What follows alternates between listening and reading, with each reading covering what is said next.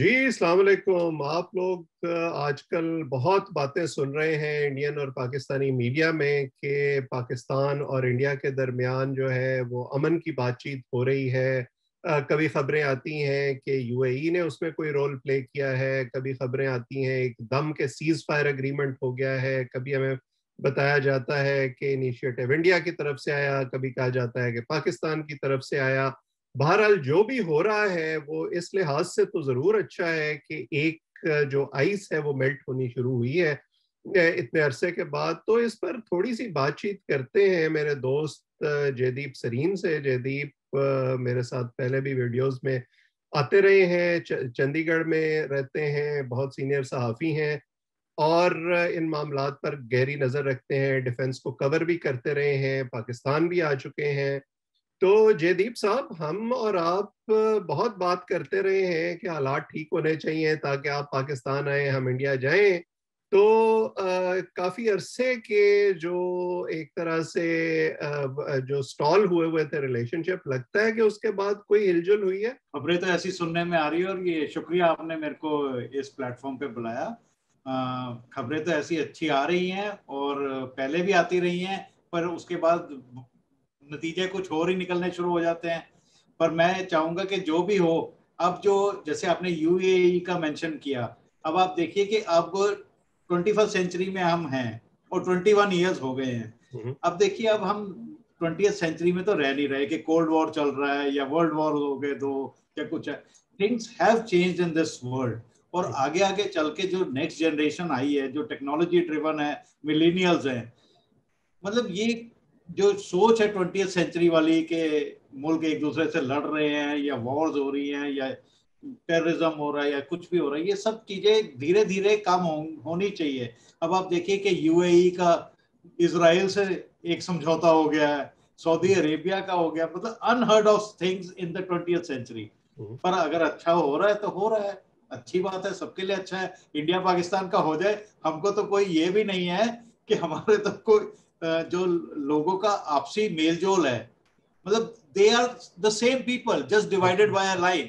Absolutely. हमको तो कोई अडेप्ट भी नहीं करना एक दूसरे को। और जब मुशर्रफ के टाइम में ये पीपल टू पीपल कांटेक्ट शुरू हुआ था तो हमने देखा था कि कैसा जो एक वार्मथ है वो दोनों तरफ दिखाया गया था, लोगों का आना जाना शुरू हुआ था और काफी उसमें से ये उम्मीद पैदा हुई थी कि ये जो है लॉन्ग लास्टिंग हो सकता है, लेकिन अनफॉर्चुनेटली वो सिलसिला फिर रुक गया। तो अब हम ये तो जानते हैं कि ये हो रहा है, ऑन द सरफेस जो नजर आ रहा है, लेकिन अगर सरफेस को स्क्रैच करें तो ये कोई नहीं जानता कि ये क्यों हो रहा है। पाकिस्तान में भी अंदाजे लगाए जा रहे हैं, तो इंडिया में क्या सेंस है, अगर आप थोड़ा सा हमें बताएं कि इसके जो बैकग्राउंड फैक्टर्स हैं वो क्या है। बैकग्राउंड फैक्टर्स कुछ जियोपॉलिटिकल है, कुछ डोमेस्टिक है। उसमें यह है कि आप सारा टाइम हर एक से लड़ते तो रहोगे नहीं। मतलब एक फ्रंट आपका चाइना पे खुला हुआ है, एक यूएस पाकिस्तान पे खुला हुआ है, तो आप क्या क्या करते रहोगे बाकी मुल्कों से। पहली गवर्नमेंट, जब पिछली गवर्नमेंट थी, तो हमारे इवन नेपाल से भी रिश्ते were on lower side. So much हो गए, एक बार तो मॉलडीव्स के साथ भी बहुत बुरे रिश्ते हो गए थे और चाइना ने वहां काफी हावी हो गया था। तो श्रीलंका के साथ भी धीरे धीरे इस गवर्नमेंट ने अब कुछ उन रिश्तों को दोबारा जोड़ा है। अब नेपाल के साथ, बांग्लादेश के साथ बड़े अच्छे रिश्ते हैं, बर्मा के साथ रिसेंट कू के अलावा बर्मा के साथ बड़े अच्छे, म्यांमार के साथ बड़े अच्छे रिश्ते हैं, और भी कंट्रीज के साथ, आसियान कंट्रीज के साथ बहुत अच्छे हो रहे हैं। तो अगर पाकिस्तान के साथ हो रहे हैं और बाद में अगर चाइना के साथ भी होते हैं तो वाई नॉट। आप देखिए कि चाइना के साथ अभी तक 4-5 साल से तो बहुत बढ़िया चल रहा था, टिल अप्रैल लास्ट ईयर। मतलब उनके प्रेसिडेंट और हमारे प्राइम मिनिस्टर भी मेरे ख्याल से शायद 20 बार मिल चुके थे एट डिफरेंट फोरम्स, और बायलैटरली शायद 7-8 बार मिल चुके थे। ये तो एक ये सोच पाकिस्तान में मौजूद है कि शायद जो प्रेशर इंडिया को चाइना की तरफ से फील हो रहा है उसने उनको मजबूर किया कि वो एटलीस्ट एक फ्रंट जो है उसको काम डाउन करने की कोशिश करें। तो अगर ये सोच हम सही मान लें तो आपको लगता है कि ये लॉन्ग लास्टिंग भी हो सकती है?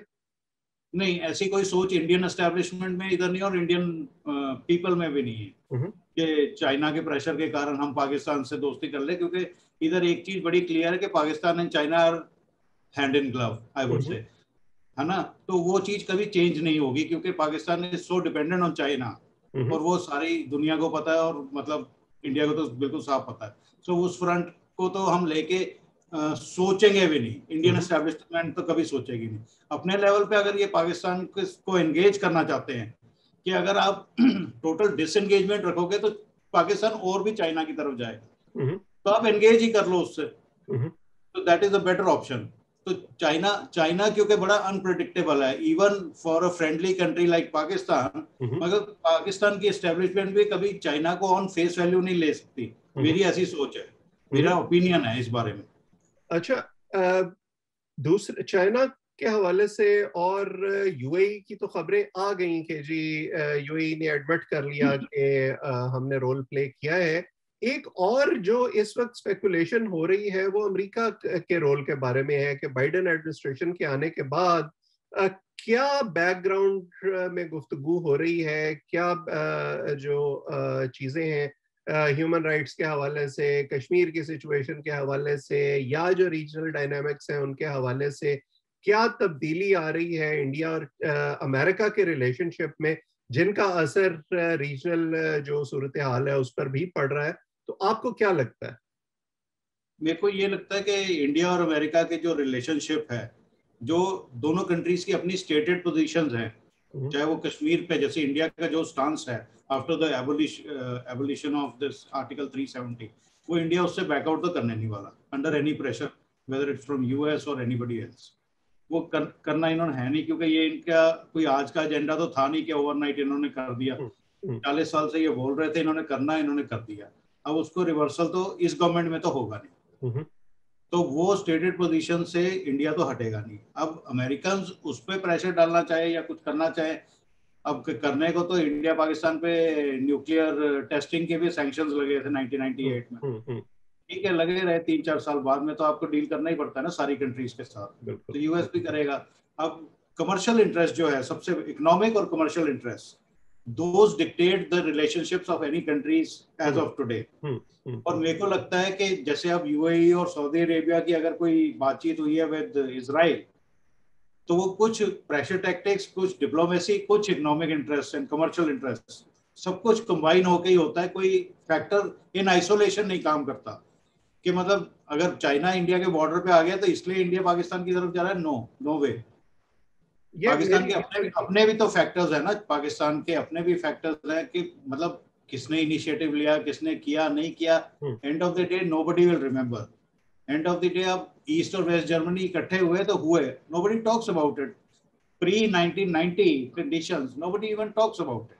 बिल्कुल, मेरी अपनी भी यही सोच है कि ये जो रीजनल एक तरह से पावर गेम है और जो इंडिया का इन्फ्लुएंस बढ़ रहा है रीजन में और दुनिया में, उसमें वो नहीं चाहेंगे कि एक कन्फ्रंटेशन में खामखा इन्वॉल्व रहें। और ख़ास तौर पर अगर सऊदी अरब के साथ या यूएई के साथ भारत के ताल्लुकात बेहतर हो रहे हैं या चाइना के साथ उनका ट्रेड रिलेशनशिप है, तो वो इन आइसोलेशन नहीं हो सकता। ज़ाहिर है ये सारी चीज़ें उसमें प्ले आउट करती हैं। आपने कश्मीर का जिक्र किया, तो अगर ये जो अमन की बातचीत है ये आगे चलती है तो हमेशा हमने देखा है कि कश्मीर स्टिकिंग पॉइंट बन जाता है। पाकिस्तान में अब ये बातचीत हो रही है कि शायद जो फार्मूला डिस्कस हो रहा था मुशर्रफ के ज़माने में, खुर्शीद महमूद कसूरी ने अपनी किताब में भी लिखा जिसमें शायद स्टेटस को की बातचीत हो रही थी।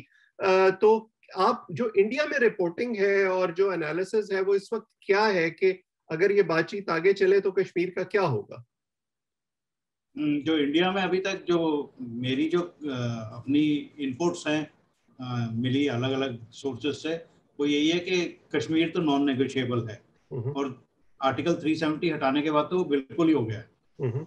पहले तो चलो पहली वाली गवर्नमेंट्स कुछ सोच भी लेती कि कुछ नेगोशिएट करना है, अब तो बिल्कुल ही नॉन नेगोशिएबल हो गया। और वैसे भी जो वर्ल्ड वाइड जो कंट्रीज की हिस्ट्री है, चाहे ब्रिटेन के पास फॉकलैंड आइलैंड है जो 200 किलोमीटर दूर है सिर्फ अर्जेंटीना से, कोई जना अपनी 1 इंच टेरिटरी तो छोड़ता नहीं, चाहे नॉर्दर्न आयरलैंड है या कुछ भी है। चाइना वाले और जापान वाले 7-8 छोटे छोटे आइलैंड्स के पीछे लड़ते जा रहे हैं, है ना, तो कोई जना छोड़ना तो चाहता नहीं है। तो इंडिया और चाइना की भी क्या बोलते हैं बॉर्डर को लेके जो डिस्प्यूट्स हैं, वो बैरन बॉर्डर है, कोई अगर रहता नहीं है, कुछ नहीं है। एक ठीक है, आपको अपनी ईगो के लिए क्लेम करना है कि जी ये मेरा इलाका है, ये मेरा इलाका है, तो आप करते रहो, उस पर लड़ते रहो जितनी देर मर्जी, उसका कोई रिजल्ट तो निकलना नहीं है। Eventually even if you go in for a war और something, you will come down to negotiating it on a table. So end story is कि आप पहले ही नेगोशिएट कर लो और थोड़ा सा ले दे के। कुछ ऐसे भी आपको पता है, ऐसे भी सिचुएशंस हुई हैं वर्ल्ड में, जैसे सूडान वगैरह में कुछ एरियाज ऐसे हैं कि दो दो कंट्रीज आपस में इसलिए लड़ रही हैं कि they don't want claim over a certain piece of land, क्योंकि वो इतना पिछड़ा इलाका है, वो कहते हैं कि तुम ले लो, तुम ले लो। तो ये गिव एंड टेक जो है ये होना पड़ेगा। अब जब हम निगोशिएशंस की बात करते हैं और गिव एंड टेक की बात करते हैं, तो उसमें इस वक्त एक important piece of the puzzle जो है वो अफगानिस्तान बन गया है। और हमने देखा है कि अमेरिका ने विड्रॉल का ऐलान कर दिया है, लेकिन वो जो रीजनल प्लेयर्स हैं उनको स्टेक होल्डर बनाने की कोशिश कर रहे हैं अफगानिस्तान में। वो एक ग्रुप इकट्ठा करने की कोशिश कर रहे हैं जिसमें इंडिया भी हो, चाइना भी हो, रूस भी हो, ताकि ये तमाम मुल्क जो हैं वो एक तरह से पीस में स्टेक होल्डर हो। और उसके लिए ये जरूरी है कि इनके आपस में ताल्लुकात जो हैं वो बेहतर हो। तो आपको क्या लगता है कि इंडिया जो है वो अफगानिस्तान में पोस्ट यूएस विड्रॉल किस तरह का रोल चाहेगा, और जो है वो किस तरह का सिनेरियो इमर्ज होते हुए आप देख रहे हैं?